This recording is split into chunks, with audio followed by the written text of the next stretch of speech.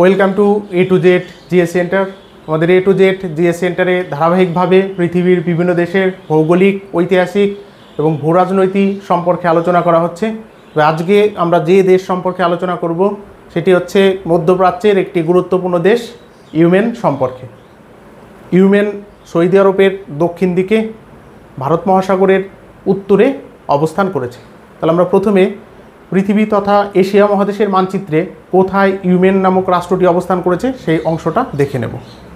আমরা যদি মানচিত্র লক্ষ্য করি তাহলে দেখব এশিয়া মহাদেশের পশ্চিম দিকে এবং সৌদি আরবের দক্ষিণ দিকে ইয়েমেন নামক রাষ্ট্রটি অবস্থান করেছে। আর ইয়েমেনের পরিসীমা যদি আমরা লক্ষ্য করি তাহলে ইয়েমেনের চারিদিকে কোন দেশ এবং সাগর অবস্থান করেছে সে সম্পর্কে আমরা জানতে পারব। আমরা এখানে ইয়েমেনের মানচিত্র দেখতে পাচ্ছি। আর এই ইয়েমেনের পূর্ব দিকে রয়েছে ওমান নামক দেশ, উত্তর দিকে রয়েছে সৌদি আরবিয়া এবং দক্ষিণ দিকে রয়েছে ভারত মহাসাগর। আর পশ্চিম দিকে অবস্থান করেছে লোহিত সাগর। এই হচ্ছে ইয়েমেনের পরিসীমা, অর্থাৎ পূর্ব দিকে ওমান, উত্তর দিকে সৌদি আরব, দক্ষিণ দিকে ভারত মহাসাগর, পশ্চিম দিকে লোহিত সাগর। দুই দিক সাগর এবং দুই দিক স্থলভাগ দ্বারা বেষ্টিত রাষ্ট্র হচ্ছে ইয়েমেন। আর ইয়েমেনের রাজধানী দেশের প্রায় পশ্চিম দিকে অবস্থান করেছে। আর এই রাজধানীর নাম হচ্ছে সানা। তাহলে ইয়েমেনের রাজধানীর নাম কি আছে? সানা। আর ইয়েমেনের মানুষ আরবি ভাষাতে কথা বলে থাকে, অর্থাৎ ইয়েমেনের প্রধান ভাষা হচ্ছে আরবি। আর ইয়েমেনে যে মুদ্রা প্রচলিত রয়েছে তার নাম হচ্ছে রিয়াল, ইয়েমেন রিয়াল।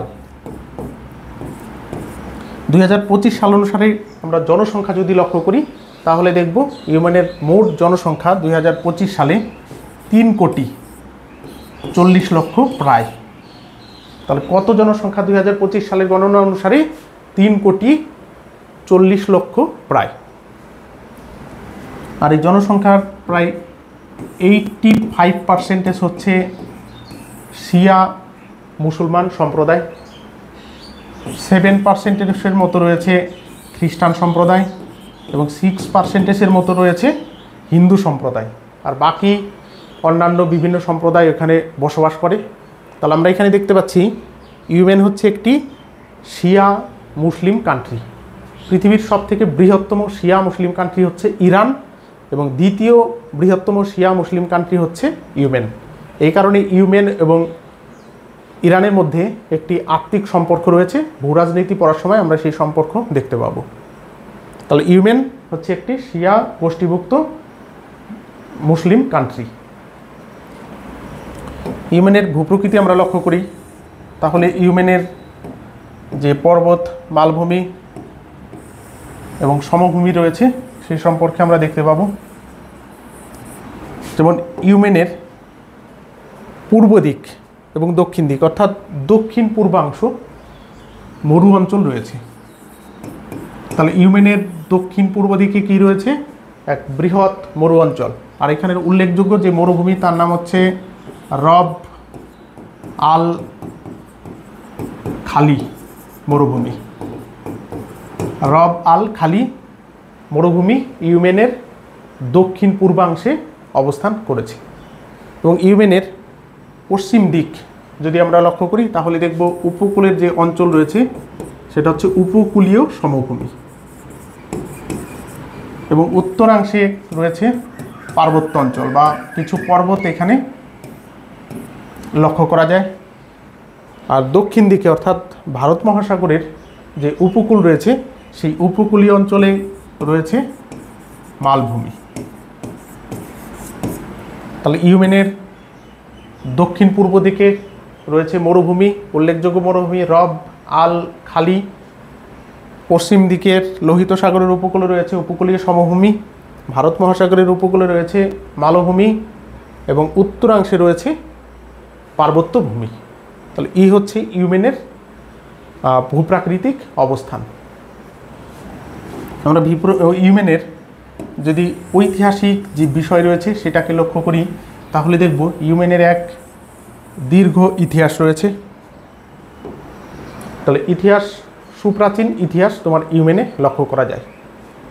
যেমন 1600-1700 শতকে তোমার অটোমান সাম্রাজ্যরা বা অটোমানরা ইউমেনকে শাসনকার্য পরিচালনা করত এবং 1891 খ্রিস্টাব্দের দিকে ব্রিটেন এই অটোমানদেরকে হটিয়ে ইউমেনের ভারত মহাসাগরের উপকূল অর্থাৎ দক্ষিণ যে অংশ রয়েছে সেই দক্ষিণ অংশে উপনিবেশ স্থাপন করে। কিন্তু উত্তরাংশের যে ইউমেন রয়েছে সেই অংশকে ব্রিটিশরা তাদের দখলে নিতে পারেনি। তাই ইউমেনের দুটো অংশ বিভক্ত হয়ে যায়। দক্ষিণাংশ ব্রিটিশদের দখলে ছিল, উত্তরাংশ অটোমান সাম্রাজ্যেরই দখলে ছিল, কারণ ব্রিটিশরা উত্তরাংশকে তাদের দখলে নিতে পারেনি। এরপর ব্রিটিশরা 1891 সাল থেকে 1967 খ্রিস্টাব্দ পর্যন্ত রাজত্ব চালায় এবং 67 খ্রিস্টাব্দে ইউমেন থেকে ব্রিটিশরা চলে যায়। আর চলে গেলে তার কিছু বছর পরে অর্থাৎ 1990 খ্রিস্টাব্দে এই দক্ষিণ ইউমেন এবং উত্তর ইউমেন একসঙ্গে যুক্ত হয়ে একটি একক ইউমেন প্রজাতান্ত্রিক রাষ্ট্র গঠন করে। তাহলে কত সালে ইউমেন প্রজাতান্ত্রিক রাষ্ট্র গঠিত হয়েছিল? 1990 খ্রিস্টাব্দে। এর পরবর্তী সময়ে অর্থাৎ 2004 সালের দিকে হুতি বিদ্রোহী 2004 সালে যে শিয়া সম্প্রদায়ের লোক ছিল তাদের একটা অংশ হুতি নামে পরিচিত, তারা সরকারের বিরুদ্ধে বিদ্রোহ করতে থাকে।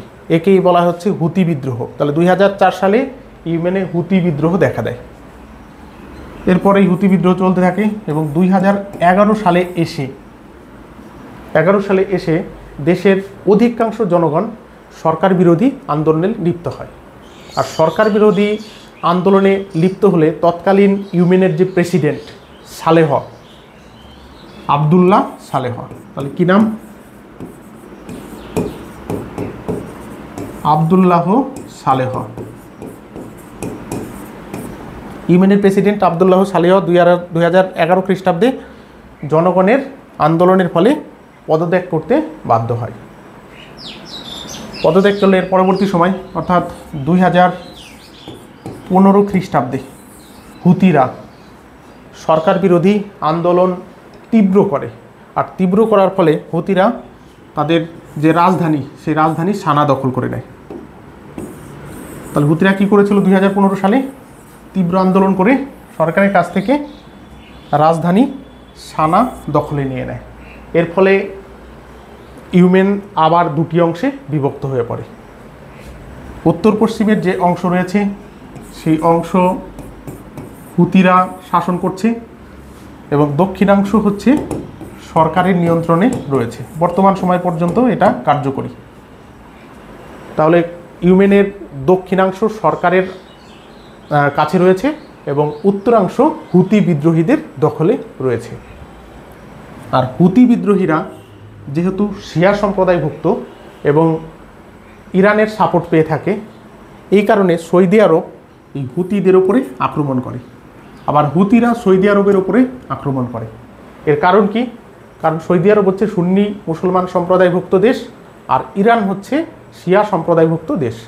আর শিয়া সম্প্রদায়ভুক্ত দেশ হওয়ার জন্য ওমানের যে হুতিরা রয়েছে তাদেরকে ইরান সাপোর্ট করে।